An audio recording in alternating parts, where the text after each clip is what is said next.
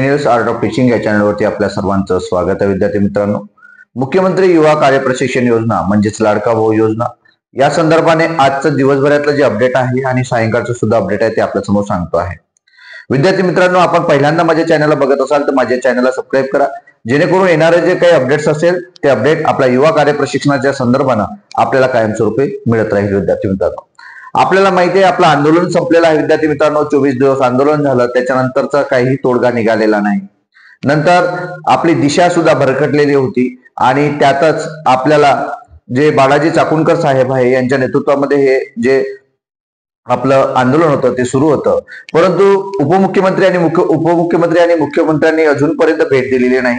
भेट दिली असता काही त्यातून आपल्याला निष्पन्न झालेलं नाही. परंतु ज्या खेळीने आपले तुकाराम बाबा आहे यांनी जे काम केलेलं आहे त्या काम म्हणजे अप्रतिम काम होतं, ज्या माध्यमातूनच आपला 5 महिन्याचा जो GR आहे, जो वाढ झालेली आहे ती बालाजीचा आपले जे तुकाराम बाबा आहे यांच्या माध्यमातून झालेला आहे. म्हणजे थेट भरतजी गोगावले जे आहे आपले मंत्री आहेत त्यांच्यासोबत संपर्क साधून या सर्व गोष्टी त्यांनी केल्या. नंतर शासनाला जो अल्टिमेट दिलेला होता, इशारा दिला होता दिंडीचा, त्या दिंडी काढून सुद्धा ते निघालेले होते आणि ज्या गोष्टी त्यांनी केलेल्या होत्या त्याच बाबी बरोबर करत करत त्यांनी हे 5 महिन्याचा GR त्यांनी काढला आणि परिपत्रक सुद्धा काढलं, ज्या माध्यमातून आता 40 ते 50 हजार विद्यार्थी जॉईन झालेले आहेत आणि पुन्हा त्या ठिकाणी 5 महिन्याकरिता ते प्रशिक्षणार्थी म्हणून काम करणार आहेत. परंतु 5 महिने प्रशिक्षणार्थी हा आमचा मुद्दा नव्हता किंवा 5 महिने वाढ हे आमची मुद्दा नव्हता, असं हे महत्वाचा विषय असून या विषयावरती जे आपले तुकाराम बाबा आहे यावरती तोडगा काढण्याकरता आता सर्व विद्यार्थ्यांचं जर लक्ष लागलं असेल तर ते तुकाराम बाबा यांच्यावरती लक्ष लागलेलं आहे आणि तुकाराम बाबा यांनी डायरेक्टली आता भेट घेण्याचे त्यांनी ठरवलेलं आहे आणि तारीख सुद्धा घेतलेली आहे आणि उपमुख्यमंत्री आणि मुख्यमंत्री यांच्यासोबत चर्चा करून त्यावरती त्यांना बोलणार आहेत. त्यांना विचारलं असता त्यांनी सांगितलं की नेमकं काय बोलणार आहात मुख्यमंत्री आणि उपमुख्यमंत्र्यांना, तर त्यांनी सांगितलं की 5 महिन्याची वाढ आम्ही मागितलेली नव्हती, 5 महिन्यानंतर विद्यार्थ्यांचं नेमकं काय, कारण विद्यार्थ्यांवरती 5 महिन्यानंतर हा अन्याय होणार आहे, त्यांना नेमकं काम कुठे मिळणार आहे, काम कुठे आपण देणार आहात हे सुद्धा स्पष्ट करावं आणि हा जो GR काढलेला आहे हा मागं घेण्यात यावा आणि त्या ठिकाणी त्या विद्यार्थ्यांना कुठेतरी रोजगार देण्यात यावं.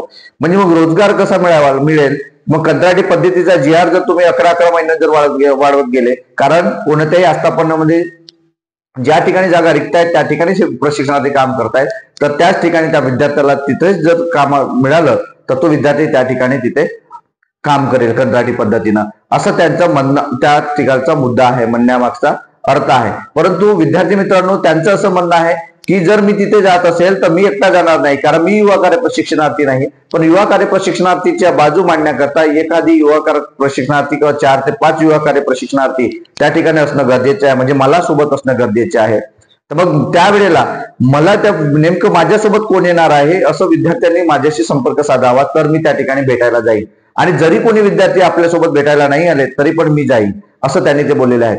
कारण 30 ते 40 हजार ते 50 हजार विद्यार्थी जॉईन झालेले आहेत, ते आपलं काम सोडून येऊ शकत नाही. एखादा गोंदियाचा विद्यार्थी असेल, भंडाऱ्याचा विद्यार्थी असेल, चंद्रपूरचा विद्यार्थी असेल तर तो त्या ठिकाणी 2 दिवसात येऊ शकत नाही किंवा 1 दिवसात येऊ शकत नाही. मग अशा वेळेला काय करेल तर मी रायगड जवळचा, पालघर जवळचा, पुण्याजवळचा एखादा युवा कार्य प्रशिक्षणार्थी मी त्या ठिकाणी घेऊन जाईन किंवा 4 ते 5 युवा प्रशिक्षणार्थी त्या ठिकाणी घेऊन जाईन, जे की आपल्या ज्या समस्या असणार आहेत त्या समस्या सुद्धा ते आपल्या मुख्यमंत्री आणि उपमुख्यमंत्री साहेबांना स्पष्ट करतील आणि आपली भूमिका सुद्धा सांगतील. मी त्यांच्यासोबत असणार आहे आणि जर नाही आले तर मी तुमची भूमिका मांडणार आहे, असं त्यांनी खुद्द स्वतः सांगितलेलं आहे. विद्यार्थी मित्रांनो, एखादे बाबा किंवा एखादे महाराज म्हणजे ज्यांना तुमच्याबद्दलचं एवढं प्रेम वाटत आहे त्या माणसाला साथ देणं आपले गरजेचे आहे. विद्यार्थी मित्रांनो, कारण आतापर्यंत जे 5 महिने वाढलेले आहेत ते त्यांच्यामुळेच वाढलेले आहे हे आपल्याला माहिती आहे. आंदोलनाची दिशा, आंदोलनाचं नेतृत्व त्यांनी स्वीकारलेलं आहे. सोबतच आपले हरिभाऊ राठोड सुद्धा होते, अनुप कुमार सर होते, अजून आपल्या सोबत बाळाजी चाकूरकर होते. या सर्व नेतृत्वांना स्वीकारून आपण सर्वांनी मिळून हे काम केलं आणि 5 महिन्याचं जे GR निघलेला आहे तो आपल्यासाठी आनंदाची बाब होती. विद्यार्थी मित्रांनो, पण आता नेमकं पुढे काय करायचं याला सुद्धा दिशा देण्यासाठी आपल्याला तुकाराम बाबा जे आहेत त्यांना साथ देणं गरजेचं आहे आणि जे जवळचे जे विद्यार्थी आहेत त्यांनी तुकाराम बाबासोबत संपर्क साधायचा. विद्यार्थी मित्रांनो, कारण आपले जे ग्रुप्स आहेत, आपले जे महाराष्ट्राचे 36 जिल्हे आहेत त्याचा ग्रुप आहे, नंतर ऑल महाराष्ट्राचा ग्रुप आहे, जळगावचा ग्रुप आहे, धुळ्याचा ग्रुप आहे. असे जे ग्रुपचा आहेत ते ग्रुप जिल्ह्याचे आहेत, तालुक्याचे ठिकाणचे ग्रुप आहेत. या सर्व ग्रुपला हा मेसेज, हा व्हिडिओ त्यांच्यापर्यंत पोहोचला पाहिजे, जेणेकरून आपल्या विद्यार्थ्यांना ही माहिती कळायला पाहिजे की आता तुकाराम बाबाने पुन्हा अल्टिमेट ऍक्शन मोडवरती आलेले आहेत आणि ते काम करणार आहेत आपल्यासाठी. म्हणून त्यांना पूर्वी जशी आपण साथ दिली तशीच साथ देणं गरजेचं आहे. कारण तुम्ही जर त्यांना साथ देणार नाही तर तुमच्यावर नक्कीच अन्याय होणार आहे आणि तुम्ही उघड्यावर पडणार आहात विद्यार्थी मित्रांनो. म्हणून अशा व्यक्तीला साथ द्या जो आपल्यासाठी झटत आहे, आपल्यासाठी लढत आहे, आपल्यासाठी मरायला तयार होत आहे, आपल्यासाठी जेलात सुद्धा जायला तयार होते, असे सुद्धा ते बोललेले होते. असा व्यक्ती कोण करू शकते? जो निस्वार्थ असते तोच. कारण कोणत्याही राजकीय पक्षाशी त्यांचा काही संबंध नाही. पण एक महाराष्ट्रातील युवा कार्य प्रशिक्षणार्थी, तळागाळातला विद्यार्थी, आपला ग्रामीण भागातील विद्यार्थी, होतकरू विद्यार्थी यांना न्याय मिळावा हीच एक त्यांची सदिच्छा आहे आणि एक इच्छा आहे आणि त्याच माध्यमाने ते काम करत आहेत.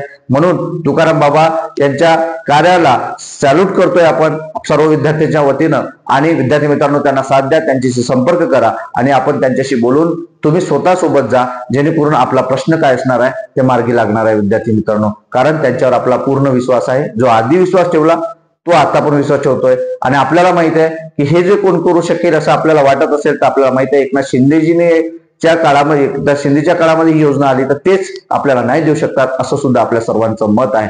म्हणून त्यांच्याशी बोलणं गरजेचं आहे. त्यासाठीच हे अपडेट आपण बनवलेलं आहे आणि त्यासाठी अपडेट आपल्याला सांगितलेलं आहे. हे अपडेट आपल्याला कसं वाटलं हे नक्की कमेंट बॉक्समध्ये कळवा आणि आपल्या अशाच अपडेट करिता माझ्या चॅनलला सबस्क्राईब करा. धन्यवाद.